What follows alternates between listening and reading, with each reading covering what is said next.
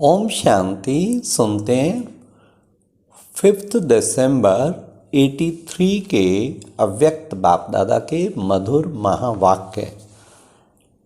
आज की अव्यक्त मुरली में बाबा ने बाप से मिलने के बारे कौन सी बात आप बच्चे फकुर से कहते। फिर बाबा ने संगम युग पर कौन सा अलौकिक वर्षा बाप से प्राप्त कर लिया है। फिर बाबा ने दिल तख्त पसंद होते हुए भी दलदल की तरफ क्यों चले जाते हो। लास्ट ब्राह्मण जन्म की बर्थडे की सौगात कौन सी मिली है। तो आओ सुनते हैं 5 दिसंबर 83 की मुरली। मुरली का टाइटल है संगम युग, बाप बच्चों के मिलन का युग। सर्वहितकारी शिव बाबा अपने अधिकारी बच्चों के प्रति बोले, आज सभी मिलन मेला मनाने के लिए पहुंच गए हैं।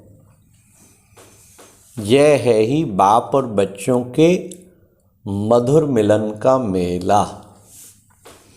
जिस मिलन मेले के लिए अनेक आत्माएं अनेक प्रकार के प्रयत्न करते हुए भी बेअंत असंभव व मुश्किल कहते इंतजार में ही रह गए।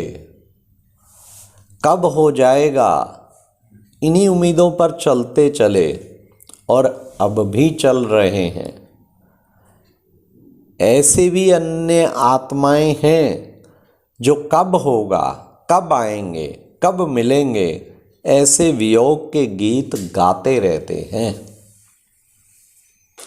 वो सभी हैं कब कहने वाले और आप सब हैं अभी वाले। वो वियोगी और आप बच्चे सहज योगी, सेकंड में मिलन का अनुभव करने वाले।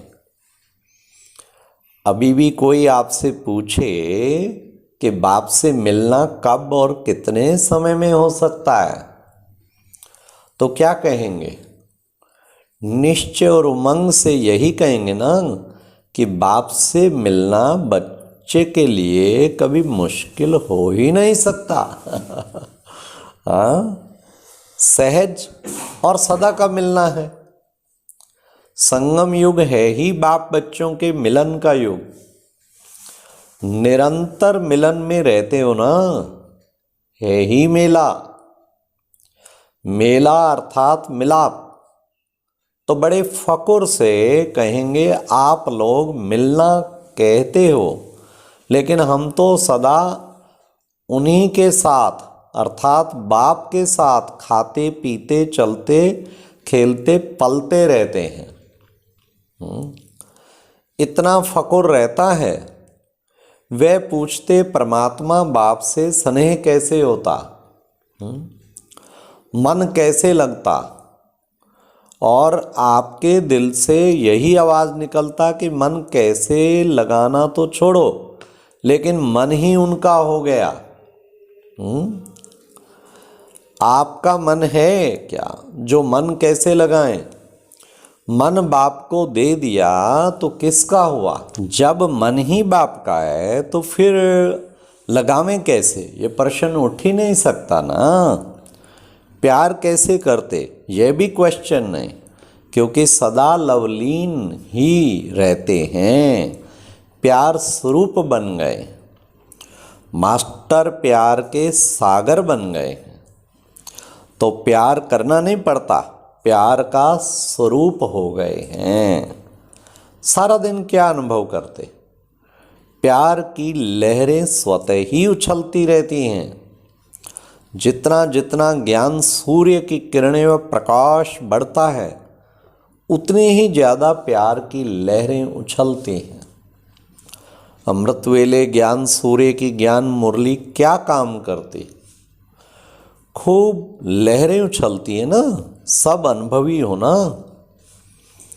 कैसे ज्ञान की लहरें, प्रेम की लहरें, सुख की लहरें, शांति और शक्ति की लहरें उछलती हैं। उनकी लहरों में समा जाते हो ना। वही अलौकिक वर्षा प्राप्त कर लिया है ना। यही ब्राह्मण जीवन है।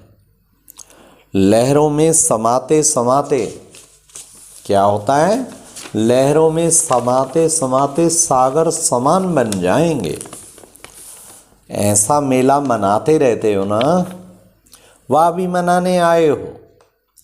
ब्राह्मण बनकर अगर सागर में समाने का अनुभव नहीं किया तो ब्राह्मण जीवन की विशेषता क्या रही। मैं रोज घंटा दो प्यार में ऐसे खो जाएं, समा जाएं, ये है विशेषता ब्राह्मण। इस विशेषता को ही वर्षे की प्राप्ति कहा जाता है। सारे विश्व के ब्राह्मण इसी अलौकिक प्राप्ति के अनुभव के चात्रक हैं। अभी भी सर्व चात्रक बच्चे बाप दादा के सामने हैं। बाप दादा के आगे बेहद का हाल है। इस हाल में भी सभी नहीं आ सकते हैं। सभी बच्चे दूरबीन लगाकर बैठे हुए हैं। साकार में भी दूर का दृश्य सामने देखने के अनुभव में बाप दादा भी बच्चों के सहज सर्वश्रेष्ठ प्राप्ति को देख हर्षित होते हैं। आप सभी भी इतने हर्षित होते हो या कभी हर्षित और कभी माया के आकर्षित। कभी हर्षित तो कभी माया के आकर्षित, और माया की दुविधा में तो नहीं लगे रहते हो। दुविधा दलदल बना देती है। अभी तो दलदल से निकल दिल तक तनशीन हो गए हो ना। सोचो कहाँ दलदल और कहाँ दिल तख्त नशीन। क्या पसंद है, चिल्लाना या तख्त पर चढ़ के बैठना? पसंद तो तख्त है ना, फिर दलदल की ओर क्यों चले जाते हो? दलदल के समीप जाने से दूर से ही दलदल अपनी तरफ खींच लेती है। क्यों जाते हैं? थोड़ा सा उधर मुंह करते हैं, बस उसके समीप गए नहीं, खींच लेगी। अब नया समझ करके आए हो या कलब कलब के अधिकारी समझ के आए हो? नए आए हो ना। परिचय के लिए नया कहा जाता है, लेकिन पहचानने में तो नए नहीं हो ना। नए का पहचानने के लिए नहीं आए हो, नए बन पहचानने के लिए नहीं आए हो। पहचान का तीसरा नेत्र प्राप्त हो गया है ना, वह अभी प्राप्त करने आए हो। सभी आए हुए बच्चों को ब्राह्मण जीवन की सौगात बर्थडे पर मिली, वह यहाँ बर्थडे मनाने आए हो। बर्थडे गिफ्ट बाप द्वारा तीसरा नेत्र मिलता है ना, बाप को पहचानने का नेत्र मिलता है। जन्म लेते नेत्र मिलते सबके मुख से पहला बोल क्या निकला? बाबा पहचाना, तब तो बाबा कहा ना। सभी को बर्थडे गिफ्ट मिली है, वह किसकी रह गई है? सबको मिली है ना। गिफ्ट को सदा संभाल कर रखा जाता है। बाप दादा को तो सभी बच्चे एक दो से प्यारे हैं। अच्छा, ऐसे सर्वाधिकारी आत्माओं को सदा सागर के मिलन भिन्न भिन्न लहरों में लहराने वाले अनुभवी मूर्त बच्चों को, सदा दिल तख्त नशीन बच्चों को, सदा मिलन मेला मनाने वाली श्रेष्ठ आत्माओं को, साथ साथ देश व विदेश के दूरबीन लिए हुए बच्चों को, विश्व के अनजान बच्चों को भी बाप दादा याद प्यार दे रहे हैं। सर्वात्माओं को यथा सने तथा सने संपन्न याद प्यार और वारिसों को नमस्ते। दादी जी से बाप के संग का रंग लगा है ना, समान बन गई। आप में सदा क्या दिखाई देता है? बाप दिखाई देता है तो संग लग गया ना। कोई भी आपको देखता है तो बाप की याद आती, क्योंकि समाई हुई हो। समाये हुए समान हो गए। इसलिए विशेष स्नेह और सहयोग की छत्र छाया है, स्पेशल पार्ट है और स्पेशल छत्र छाया खास वतन में बनाई हुई है, तभी सदा हल्की हो। कभी बोझ लगता है, छत्र छाया के अंदर हो ना, बहुत अच्छा चल रहा है, बाप दादा देख देख हर्षित होते हैं। फिर बाबा ने पार्टियों से अव्यक्त बाप दादा की मुलाकात, सारे विश्व में विशेष आत्माएं हैं ना, सदा स्मृति, यह स्मृति सदा रहती है।